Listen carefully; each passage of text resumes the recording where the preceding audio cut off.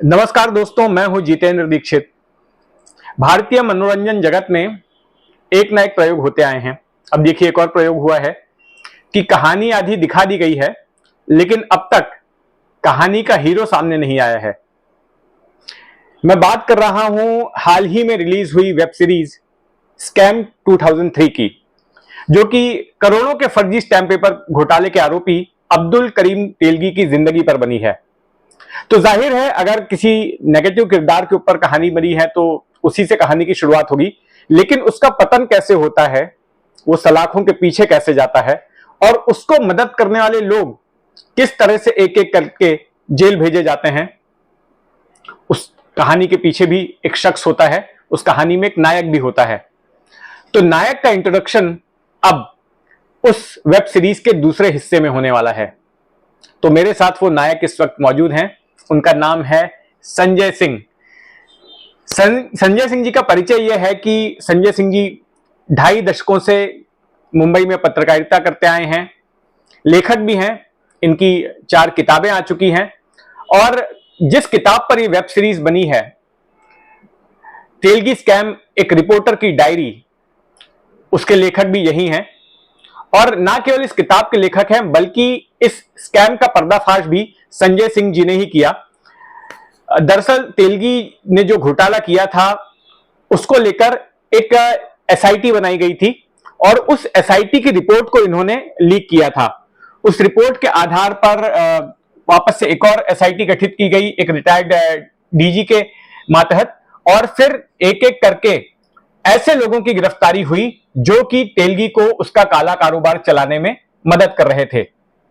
तो आइए बात करते हैं संजय सिंह जी से और इनसे समझते हैं कि आखिर क्या कुछ हमें देखने मिलेगा स्कैम 2003 के दूसरे हिस्से में। संजय जी, सबसे पहले तो आपसे मैं ये समझना चाहूंगा कि पहले हिस्से में हमने देखा कि तेलगी ने किस तरह से अपने काले कारोबार को शुरू किया, फर्जी स्टैम्प पेपर उसने छापना शुरू किया और आखिर में हमें कुछ हिंट मिलता है कि उसके पतन की शुरुआत होती है। तो हम पूरी कहानी तो नहीं चाहेंगे कि आप बता दें, लेकिन कुछ हमें अगर उसकी आप बानगी बता पाए कि जो दूसरा हिस्सा होगा इस वेब सीरीज का, उसमें हम क्या कुछ एक्सपेक्ट कर सकते हैं। बिल्कुल। मेरी किताब पर जो तेलगी स्कैम रिपोर्टर की डायरी है, उस पर जो वेब सीरीज बनी है स्कैम 2003 द तेलगी स्टोरी, तो उसका पहला वॉल्यूम जो है वो समाप्त होता है जब तेलगी ने हजारों 84 करोड़ रुपए जो थे वो लगभग एक रात में एक बार डांसर पर उड़ा दिए थे। अब ये अपने आप पे स्ट्रेटेजी की पॉइंट पे एंड हुआ, क्योंकि अब तक जो कहानी थी उसमें ऊपर के तौर पे ग्राफ गया था कि तेलगी क्या ने शुरुआत कैसे की, कैसे उसने फर्जी स्टैम्प पेपर का पूरा नेटवर्क बनाया, साम्राज्य बनाया, कैसे बेचा, कैसे सरकारी अधिकारी पुलिस अधिकारियों की मिली भगत से उसने बेचा। लेकिन ये एक जो घटना थी, इसके बाद से उसका जो पतन है वो शुरू होता है और ये तकरीबन बात थी सन 2000 के शुरुआत की बात थी, जिसके बाद में जांच वगैरह शुरू हुई थी। और ये वही दौरान था कि हम पत्रकारिता में थे, मैं भी था, आप भी थे पत्रकारिता में उस दौर पे। और जब मुझे पता चला कि इस तरह की एक रिपोर्ट है जिसके अंदर तेलगी के कामकाज का पूरा कच्चा चिट्ठा है और उसमें सरकारी अधिकारियों की मिली भगत के बारे में जो रिपोर्ट दबा दी गई थी पूरी तरह से, और शायद अगर मैं नहीं निकालता उस रिपोर्ट को और लोगों के सामने नहीं लाता तो वो मंत्रालय के किसी कोने में धूल फांक रही होती थी। तो वो जब मैंने सामने लाया, उसके बाद जैसे जांच करते गए, इन्वेस्टिगेशन करते गए, तो नए नए चीजें सामने आती गई। मेरी रिपोर्ट को आधार बनाकर पीआईएल भी फाइल गई थी मुंबई हाई कोर्ट के अंदर। 12 बड़े पुलिस अधिकारी गिरफ्तार हुए, जिसमें मुंबई के पूर्व police commissioner, joint commissioner, DCP rank के थे, 2 एमएलए वगैरह गिरफ्तार हुए। और यहाँ से तेलगी का जो पतन था, जो शुरू हुआ था, उसके बाद और कभी जो जेल में जो गया था, कभी बाहर नहीं आ पाया, आगे जाके अलग अलग मामलों में भी उसको सजा हुई। तो ये जो तमाम चीज है, जो वॉल्यूम 2 है, उसमें आएगा कि जो तेलगी है उसका जो साम्राज्य बना था कैसे बिखरता है, कैसे वो एक्सपोज होता है, और साथ ही उसके पर्दे के पीछे काम करने वाले जो जो लोग थे वो किस तरह से सामने आते, इसकी पूरी कहानी है जो आने वाली है। संजय जी, इस हिस्से में, इस वॉल्यूम में तेलगी के पतन की कहानी के साथ साथ आपकी भी कहानी है। आपने जब इस घोटाले का पर्दाफाश किया तो आपको कई चुनौतियों का सामना करना पड़ा, आपको भी धमकियां आई, आपको भी फंसाने की कोशिश की गई। किस तरह का संघर्ष आपने किया था उस दौरान? देखिए, बहुत ही पेनफुल, बहुत ही संघर्ष भरा दौर था और उस दौरान बहुत सारे पत्रकार साथियों ने साथ में खड़े रहते, जिसमें आप भी थे, जिन्होंने काफी उस दौरान में सपोर्ट किया था। आपने खुद काफी स्टोरीज थी इससे जुड़ी ब्रेक की थी। तो जो वॉल्यूम 2 आ रहा है, जिसके अंदर मेरा जो किरदार है वो आएगा, और एक बहुत ही टैलेंटेड अभिनेता है गोदान कुमार, जिसने किरदार निभाया है, जिसमें बताया गया किस तरह से मेरी रिपोर्ट हासिल होती है और कैसे मैं पूरा पर्दाफाश करता हूँ। बहुत ही एज अ पत्रकार कहा जाए कि अलग अलग तरह के दबाव तमाम वगैरह आए थे, अंडरवर्ल्ड से धमकी आई थी, कैरेक्टर के बारे में भी बात की गई थी। यहाँ तक कि बहुत फेमस किस्सा था जो आप भी जानते हैं कि महाराष्ट्र के पूर्व गृह मंत्री होम मिनिस्टर छगन भुजबल ने भरी प्रेस कॉन्फ्रेंस में मेरे से जब सवाल पूछा तो मुझे कह दिया था कि इस तरह का कोई सवाल पूछेगा तो चप्पल उतार के मारूंगा। तो अलग अलग लेवल के बहुत सारे दबाव आए, और मैं आपको बता दूं कि जब इतने बड़े बड़े लेवल के पुलिस अधिकारी इसमें शामिल हो, इतने बड़े बड़े एमएलए और बाहुबली नेता जब शामिल हो, तो किस तरह का दबाव आ सकता है आपको समझने की जरूरत है। और सबसे बड़ी बात मैं बताऊं कि ये सन 2003 की बात हो रही है, 20 साल पहले की करीब है। तो आज के दौर में जो पत्रकारिता हो रही है उसके चश्मे से, उसके परिप्रेक्ष्य से नहीं देखना चाहिए। 2003 में एक अलग तरह की पत्रकारिता होती थी, या मैं कहूं कि तब पत्रकारिता होती भी थी, जो आज होती है कि नहीं, या किस अनुपात में होती है, ये मेरे के दर्शक भी जानते हैं। तो बहुत सारा हमने दबाव उसमें झेला था, धमकियां भी आई थी, अलग अलग तरह के दबाव आए थे, अलग अलग तरह के प्रलोभन भी दिए गए थे। लेकिन मुझे लगा कि ये तमाम चीज को मैंने दरकिनार करना ही सही समझा, और कैसे दबाव से उभरा जाए इस पे पूरा का पूरा कंसंट्रेशन था। क्योंकि देखिए, इस तरह के घोटाले बार बार नहीं होते। जब हम 30,000 करोड़ के घोटाले की बात करते तो एक कंजर्वेटिव एस्टिमेट था, और वो भी मैं साल 2003 का जो 30,000 करोड़ है, आज कुछ नहीं तो लाख 1.5 लाख करोड़ से ज्यादा उसकी वैल्यू होगी। तो इतना जो पैसा था वो था किसका? वो जनता का पैसा था, जो सिस्टम में से चोरी करके किया गया। 1 से 1.5 लाख करोड़ रुपए अगर भलाई के कामों पे खर्चा किया जाए तो कितने लोगों का भला हो सकता है। तो ये एक्सपोज करना बहुत ही जरूरी हो गया था। तेलगी जैसे व्यक्ति का या स्कैमस्टर का फॉल होना बहुत जरूरी था, और अकेले वो नहीं, उसके आसपास में जितना भी तंत्र था, उसके अपने जो तंत्र थे वो, और साथ ही सरकारी तंत्र जो था उसको भी एक्सपोज होना बहुत जरूरी था, और इसीलिए किया। और मैं आपको बता दूं, इस तरह के पत्रकार के जीवन में इस तरह की बार बार चीजें नहीं आती। अब घोटालों के भी, इंडिपेंडेंट इंडिया के घोटालों की बात करेंगे तो गिन के 4-5 घोटाले को आप गिन सकते हैं। बोफर्स घोटाले की आप बात कर सकते हैं, हर्षद मेहता घोटाले की बात करें, तेलगी स्कैम के बारे में इस घोटाले की बात करते हैं, और शायद 2-3 लोग को कर देंगे। तो किसी पत्रकार के लाइफ में इस तरह की बड़ी खबरें और इस तरह की अपॉर्चुनिटी बहुत कम आती है, और मुझे अच्छा लगा कि आगे जाकर मैंने इस पे किताब भी लिखी थी, और फाइनली जब आज वेब सीरीज के तौर पे चीजें सामने आ रही है कि पत्रकार का एफर्ट किस तरह था, उसने किस तरह से चीजें लाई, तो एक बहुत अच्छी फील भी होती है कि आखिरकार सामने कैसे तो आई बात। संजय जी, इसकी भी एक कहानी है। आपकी किताब लिखी आपने 2003 में, घोटाले का पर्दाफाश हुआ, उसके बाद 2004 में शायद आपने किताब लिखी, और 2004 में किताब लिखने के बाद इस पर वेब सीरीज इतने सालों बाद, लगभग 19-20 साल बाद अब जाके ये स्क्रीन पर हम देख रहे हैं। तो इसकी भी अपनी एक कहानी है। क्या पहले कभी कोई आपसे किसी ने संपर्क नहीं किया कि इतनी शानदार स्टोरी है, इतना इसमें एक्शन है, ड्रामा है, तो इतनी नाटकीयता है उसमें, तो पहले उसको फिल्म बनाने के लिए किसी ने आपको अप्रोच नहीं किया? वो कहानी क्या है, वो भी दिलचस्प है। जी बिल्कुल। असल में बात ये हो रही 2004 की, जब व्हाट्सअप नहीं था, सोशल मीडिया नहीं थे, ना आपका ट्विटर था, ना फेसबुक था, कुछ नहीं था, स्मार्टफोन का भी दौर नहीं था। ये उस दौर की बातचीत है, तो एज अ रिपोर्ट लेखक के तौर पे ज्यादा स्कोप नहीं था। तो किताब मैंने 2004 में लिखी थी। किताब लिखने के दौरान ही मुझे महेश भट्ट थे, उन्होंने संपर्क किया था, और महेश भट्ट ने कहा कि भाई मैं इस पे एक फिल्म बनाना चाहता हूं। फिर उन्होंने किताब को पढ़ा, और उन्होंने उसके बारे में अनाउंसमेंट भी की थी, और फिल्म में तय ये हुआ था कि पूजा भट्ट जो है, जो महेश भट्ट की बेटी है, उसका निर्देशन करने वाली थी। इरफान खान जो थे वो तेलगी का जो रोल निभाने वाले थे।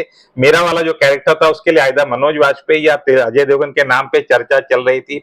नीलेश मिश्रा करके जो बहुत फेमस सॉन्ग राइटर और पत्रकार रहे हैं, वो उसका स्क्रीन प्ले लिखने वाले थे। शुरुआत की सारी बातचीत वगैरह हो गई, लेकिन उसके बाद में वो बात आगे बढ़ी नहीं, अनाउंसमेंट के बावजूद नहीं बढ़ी। और उसके बाद मैं आपको किताब को क्रूड भाषा में कहूंगा, किताब डब्बे में पड़ी रही, किसी को इसके बारे में कोई जानकारी नहीं थी। साल 2019 की बात है कि सोनी लिव वाले मुझे ढूंढते ढूंढते आए 2019 के अक्टूबर में, और उन्होंने कहा कि वो मेरी किताब के ऊपर फिल्म बनाना चाहते हो। मैं आपको बता दूं कि सोनी वाले जब आए थे तो उन्होंने मुझे जो रेफरेंस दिया था, वो बोला उन्होंने कि आपका नंबर जितेंद्र दीक्षित से हमको मिला है, और उन्होंने ही कहा था कि अगर इसमें कुछ काम करना है तो आपसे बनाओ।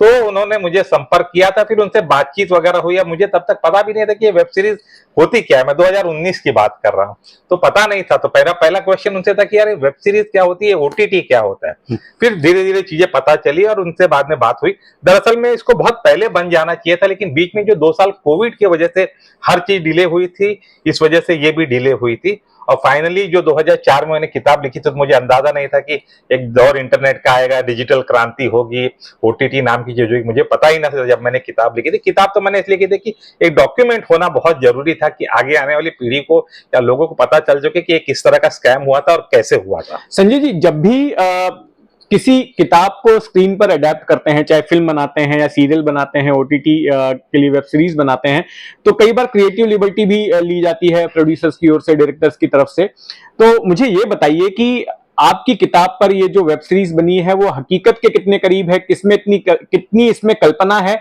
और कितनी हकीकत है? देखिए, आपको पहले सब इस सवाल के जवाब में सबसे पहले समझना पड़ा कि ये 2 अलग-अलग मीडियम है। एक तरफ है ओटीटी या वेब सीरीज का मीडियम है जो ऑडियो विजुअल है, जहाँ पे बहुत ही सिंपल और एंटरटेनिंग तरीके से कहानी कहनी चाहिए। और दूसरी तरफ होती किताब। किताब में डॉक्यूमेंट्स होते हैं, मोर फैक्चुअल चीज से ज्यादा कनेक्ट होती है। किताब का एक अपना अलग पाठक वर्ग होता है और वेब सीरीज का अपना एक दर्शक वर्ग होता है। तो दोनों वर्गों को कैटर करते हुए चीजें होती है। तो वेब सीरीज में आमतौर पर देखा गया, ना सिर्फ इस वेब सीरीज में, लगभग हर वेब सीरीज जो रियल इंसिडेंट पे बनती है, कि कई सारी क्रिएटिव लिबर्टी ली जाती है कि कहानी को बहुत एंटरटेनिंग तरीके से कहा जाए। लेकिन उसमें सबसे इंपॉर्टेंट चीज ध्यान रखी जाती है, और इस सीरीज में भी ध्यान में रखी गई, कि जो फैक्ट थे, रियल जो फैक्ट थे, उससे किसी लेवल पे खिलवाड़ नहीं किया गया है। और खासकर मेरी किताब के अंदर भी, किताब में तो पूरे नाम, रियल नाम के साथ हर चीज को डिटेल में दिया गया और उसको एक बहुत सिंप्लीफाइड और एंटरटेनिंग तरीके से वेब सीरीज के अंदर बताया गया था। और अभिनेता ने भी अपने पहले वॉल्यूम में देखा, कमाल का अनुभव किया, अभिनय किया हुआ है, तो इसमें भी लिया गया। लेकिन आपको एक समझना चाहिए कि देखते वक्त में जैसे जो क्रिएटिव चीजें हैं वो आपको बहुत आसानी से चीजें समझा देगी, और किताब है वो फैक्चुअल होगी। तो मेरा हमेशा कहना ये होता है कि आप किताब भी पढ़िए, आप वेब सीरीज भी देखिए, आपको एक दुगना आनंद आएगा।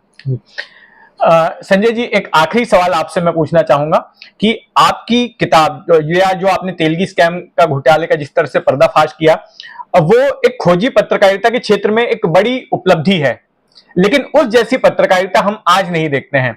मैं आपके मुंह से जानना चाहूंगा संक्षेप में कि तब की पत्रकारिता में, यानी कि अब से 20 साल पहले की पत्रकारिता में और आज की पत्रकारिता में आप क्या फर्क पाते हैं?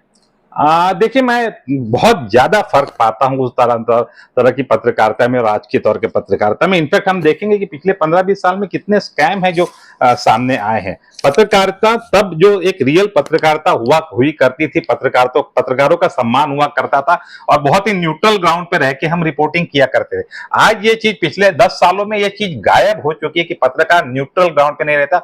आज जब भी दर्शक टीवी खोलता है तो उसको पता होता है कि भाई ये जो पत्रकार है या जो एंकर चीख चिल्ला रहा है वो किस तरफ बैठा हुआ, किसके पाले में बैठा हो, वो उसको पता चल जाता है। और ये पत्रकारिता के लिए बहुत ही दुर्भाग्यपूर्ण चीज हुई है। लेकिन मेरा कहना है कि जो नए आने वाले जो पत्रकार है उनके हाथ में बहुत, खासकर जो डिजिटल मीडियम है, जैसे जिस मीडियम पे मैं इस वक्त आपसे बात कर रहा हूं, ये जो मीडियम है ये अपने आप में बहुत सही तरह की पत्रकारिता कर रही है और आपको किसी प्लेटफॉर्म की गरज नहीं है। अगर आप पत्रकार हैं, आपके पास पत्रकार की वैल्यू है, तो ये है। तो 2003 में रियल पत्रकारिता होती थी, 2023 में पत्रकारिता हो भी रही है या नहीं रही है, इस पे क्वेश्चन मार्क लगा रहता है। और मेरे जो समकक्ष, हमारे जो समकालीन पत्रकार है, उनको भी मेरी एक एडवाइस रहती है कि देखिए, ओटीटी के मामले में गोल्डन पीरियड चल रहा है। यहाँ पे रियल कहानियों की और रियल इंसिडेंट्स की कहानियों की बहुत ज्यादा डिमांड है बॉलीवुड के अंदर, और उनको चाहिए कि ये जो इस तरह का जो अपॉर्चुनिटी है उसको एनकैश करे। उन्होंने जो अच्छा काम किया है, जो एक्सपोजर किया हुआ, उसको कहीं ना कहीं से सामने लाने का काम करे। और ये भी पत्रकारिता से कम नहीं है, क्योंकि ओटीटी पे जो आने वाले वेब सीरीज और ये है, यही आगे के दौर में इसी को इतिहास के तौर पे देखा जाएगा कि किसी भी स्कैम को समझना हो तो लोग शायद किताबें कम खोलेंगे और ओटीटी पे जो सीरीज वगैरह है वो ज्यादा करेंगे। तो उनको चाहिए, पत्रकारों को भी, कि जो लिख रहे हैं उसको डॉक्यूमेंट करें, किताबें भी लिखिए, और अगर जहां तक पॉसिबल हो कि ओटीटी के जो मार्केट है, डिमांड है, उसको फुलफिल करने की भी कोशिश करें। जी, धन्यवाद संजय जी। तो मैंने आपकी मुलाकात करवाई स्कैम 2003 के असली हीरो से और उसके लेखक से। स्कैम 2003 ये 2 माध्यमों पर उपलब्ध है, स्क्रीन पर भी उपलब्ध है और किताबों की शक्ल में भी उपलब्ध है। आप जिस भी माध्यम से इस कहानी के भीतर जाना चाहते हैं, इस कहानी को देखना चाहते हैं, पढ़ना चाहते हैं, उपलब्ध है। देखिए यहाँ पर ये हिंदी में, अंग्रेजी में और मराठी में 3 भाषाओं में ये किताब प्रकाशित हुई है। तो अगर आप स्क्रीन के बजाय अगर पढ़ने के शौकीन हैं तो आप पढ़ सकते हैं। और 3 नवंबर से ये किताब स्क्रीन पर भी स्क्रीन एडेप्टेशन इसका जो है वो जारी हो जाएगा। सोनी लिव पर आने वाला है स्कैम 2003 का दूसरा हिस्सा, तो आप उस पर भी देख सकते हैं। तो मुझे दीजिए इजाजत, धन्यवाद।